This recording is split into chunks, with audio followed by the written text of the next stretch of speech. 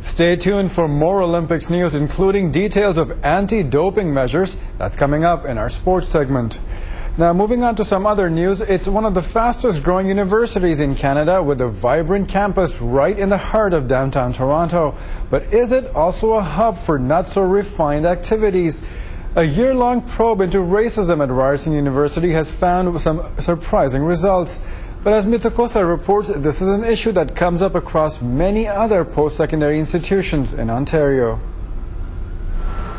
The 107-page report was commissioned by Task Force on Racism at Ryerson after a string of racist incidents in 2008.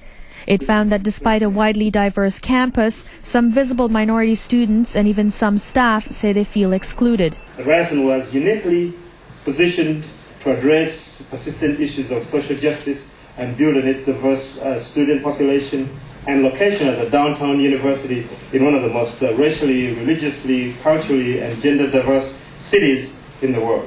The report calls for senior staff to receive anti-racism training, more courses on diversity, and hiring more minority professors. It also recommends organizing a pilot census day to collect race-based statistics on staff and students so the university can track whether the situation improves. But the report wasn't all negative. It points out that most students and staff say Ryerson is both a great place to learn and work. Our program is pretty diverse and the school is pretty diverse. I don't feel that there's any differentiations.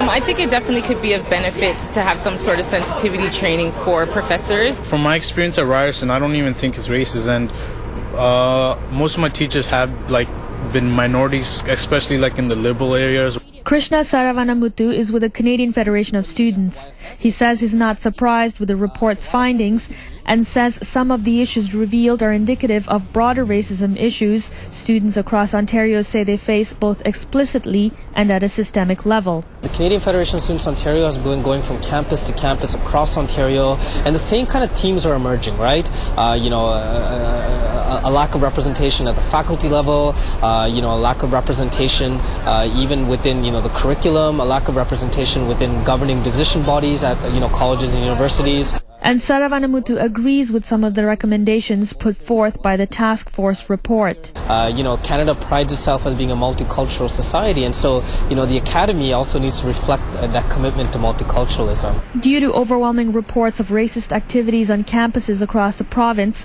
CFS Ontario says it has also been filing a report it plans to release this March. Its hope is that administration at all colleges and universities, as well as the provincial government and the Ontario Human Rights Commission, will consider their recommendations to create a more equitable and accessible campus for all racialized students. This is Mithu Costa reporting for OMNI News. The case of a missing Belleville woman has taken a startling turn after Ontario Provincial Police announced today they've found Jessica Lloyd's body, and a man charged in her death is a high-ranking Canadian military officer. Adding to the shock, Colonel Russell Williams is also accused in the murder of another